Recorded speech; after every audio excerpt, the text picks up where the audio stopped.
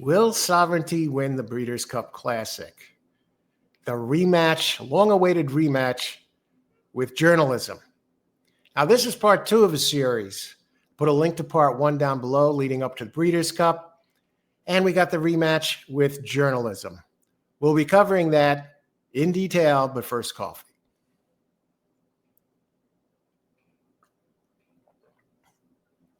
Excellent. Dunkin' Donuts, original blend. The coffee of the go-getters in the morning, stopping at Dunkin' Donuts. I consider myself a go-getter. I've been handicapping the races since 5 a.m.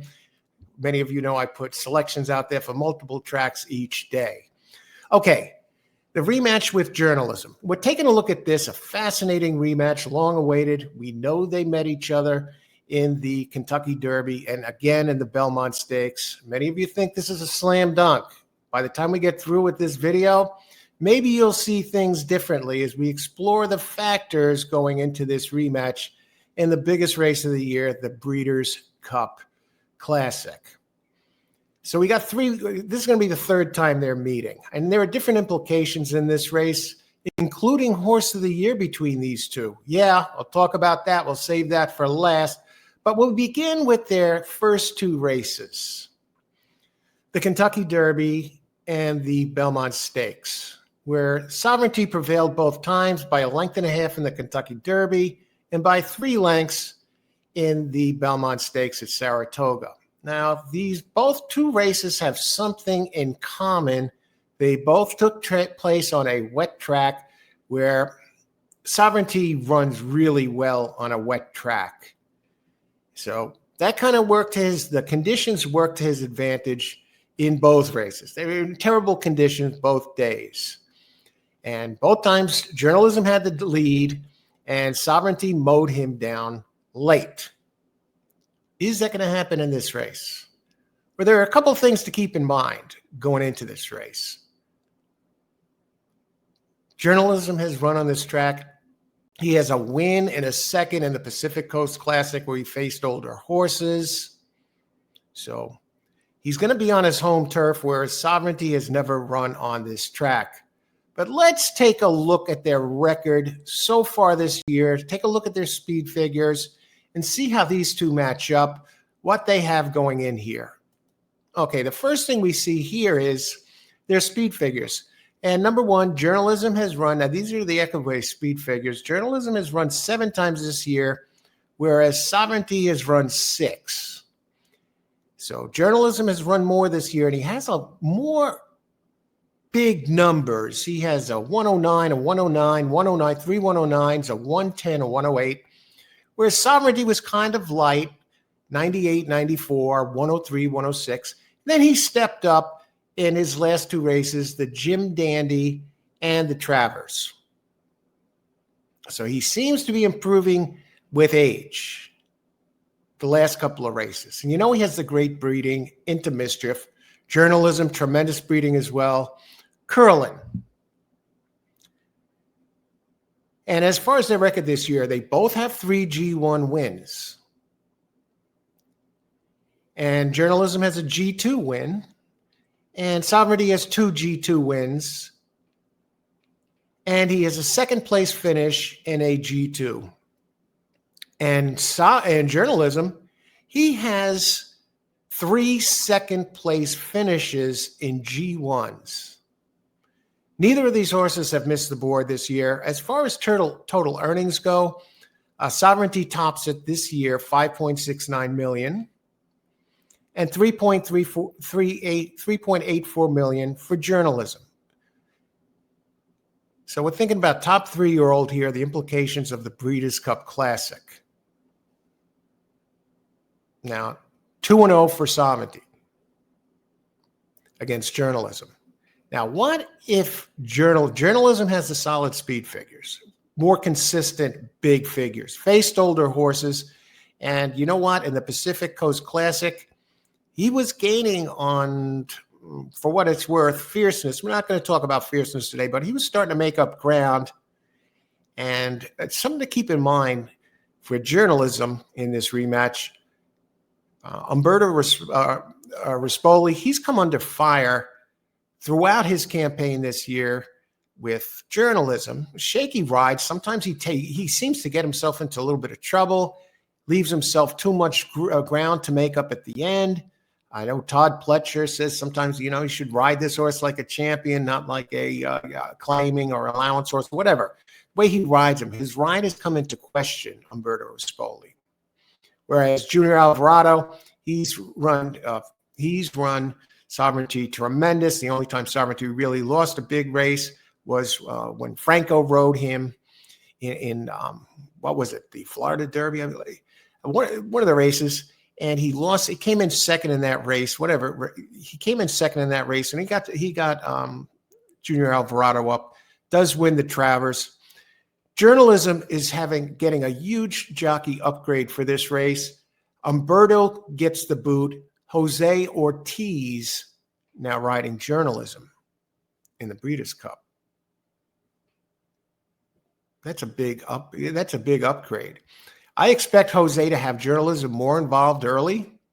Has a decent closing kick, but I think if you gets him in better position early, we might see the tides turn here in this race. As good as Junior Alvarado is, he knows the horse Sovereignty.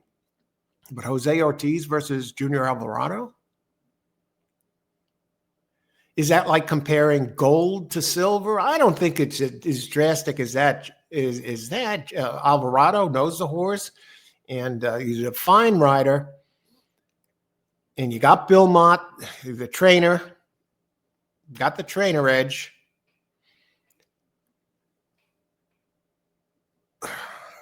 I think that closes the gap between these two. And the gap between these two weren't far to begin with. So we got that. Let's talk about the breeding of these two horses, because that does come into play here. You got Into Mischief for Sovereignty and Journalism. You have the great two-time horse of the year, Curlin. Different Into Mischief. Let's bring up some numbers. Yeah, let me tell you a little bit about Into Mischief, what they got going from here. Okay. Who is the better sire?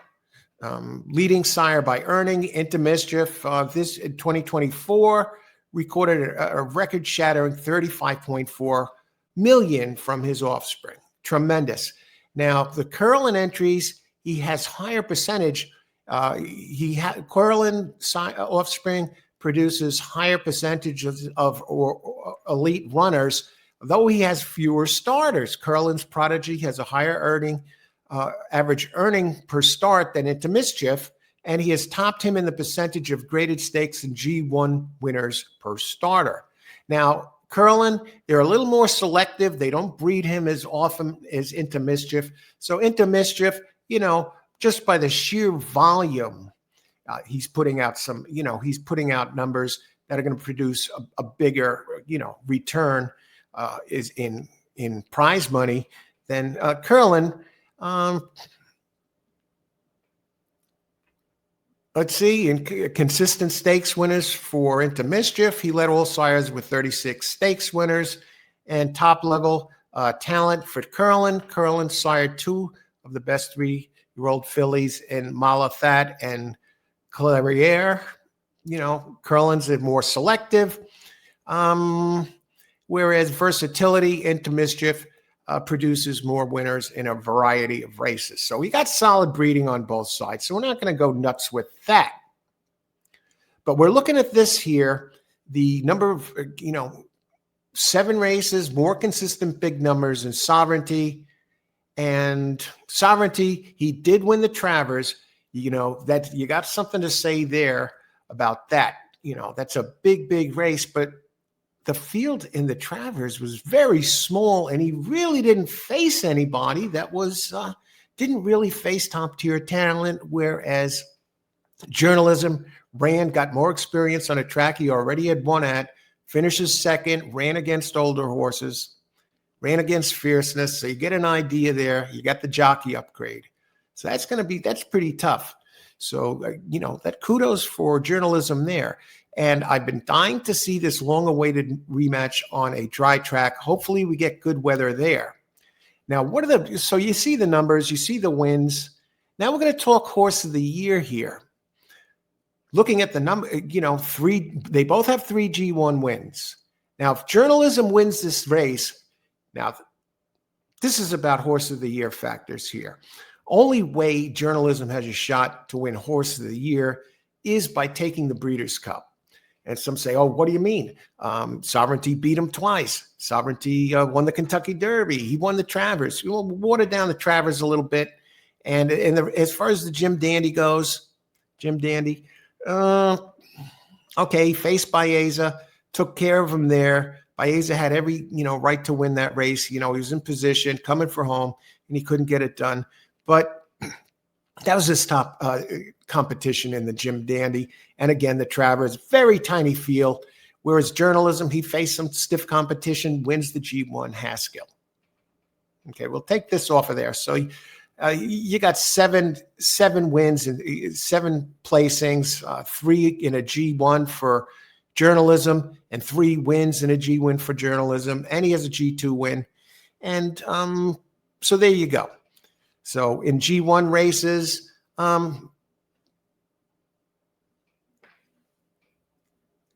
Sovereignty, 3 wins in a second.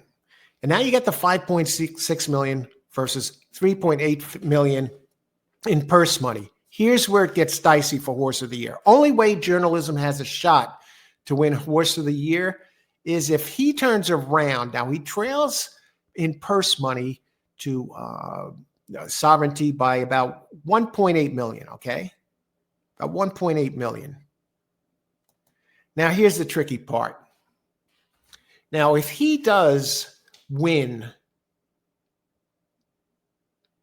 Journalism wins the Breeders' Cup Classic, that'll give him 4 G1 victories, and he'll win enough in purse money that he will come out on top higher than Sovereignty, even if Sovereignty comes in second place. Even if it comes in second place, if it's a 1-2 finish, I don't think that's going to be the finish at all. It's going to hinge on Journalism winning the Breeders' Cup. That'll put him in position with all his accomplishments this year and his earnings he'd be very hard to deny for Horse of the Year and top 3-year-old. Because Sovereignty won't be able to catch him in G1 wins or in purse money, in prize money, if he comes in second. So Journalism, big implications there for Horse of the Year and top 3-year-old. You'll say, okay, he finished 1 and 2 against Sovereignty, but yeah, he lost the 2 races he lost to him. He came in second. They were on an off track. So I'm hoping we get a dry track in the Breeders' Cup Classic. And then the voting will become very interesting. If either of these horses win, Sovereignty wins the Breeders' Cup Classic, slam dunk for Horse of the Year, and slam dunk for top 3-year-old. Now, if Journalism wins this race, I don't think either of them are going to win, but it's not impossible. If Journalism wins this race, he will be in the mix. Mark my words, for both Horse of the Year and top 3-year-olds. Hopefully we get a dry track. It's going to be very interesting. A lot going on here. And again, Journalism gets Jose Ortiz, gets a huge jockey upgrade. What do you think?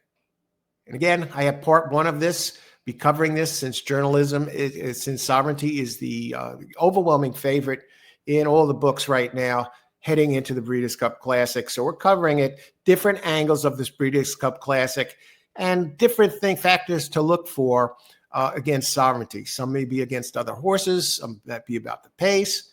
We'll be talking more about this, so be on the lookout. I'll put the link to part 1 of this series, Will Sovereignty Win the Breeders' Cup Classic, in the description area below. So you want to check that one out. What do you think? You think Journalism can turn the table on Sovereignty, given he's run on the track, given he has more starts, he gets the jockey upgrade to Jose Ortiz? It's going to be a fascinating race. Best Breeders' Cup that I can remember in years this year. Fascinating race. I think in the next series, we're going to talk about the 3-year-old factor, the 3-year-old and 4-year-old. But now, first things first, what do you think? Journalism, the rematch with Sovereignty. Who do you think wins this race and why? You agree with this? Leave it in the comments area below. Thanks for watching, everybody. May the horse be with you.